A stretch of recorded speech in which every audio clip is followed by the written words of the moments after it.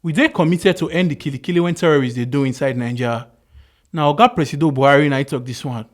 Oga Presido don't talk say administration they committed to end the killings when they go on sake of insecurity matter for inside Naija.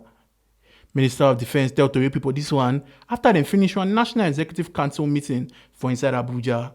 We're really on top of the situation. We're planning hard to unveil those who are involved, and we'll tell you very soon the people that are carrying out these activities, what is really going on, and our efforts to ensure that all these activities are stopped once and for all.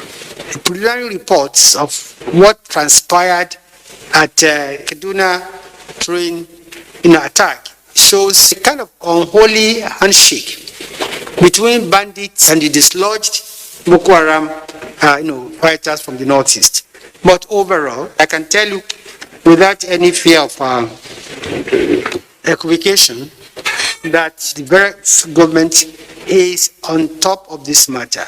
For other Tori, Minister of Power Abubakar Aliu can get approval of 132.7 million naira contract to do 2 power substations. The second memo, which was also approved by council, is the supply of handling equipment, haulage and operational vehicles for the TCN at 1,338,159,080 naira 88 kobo. There are heavy lifting equipment which the TCN requires in doing their work. The council can still approve 400,000 and 100,000 naira as fees for private seed company and research institutions. It's very important that these new varieties are introduced to farmers because that is how to improve on the productivity and guarantee food security for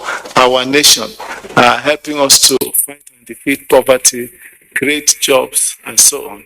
Lai Mohammed can tell Tori people other approvals when they give inside the Executive Council meeting. The good news is that this project is already 95% completed.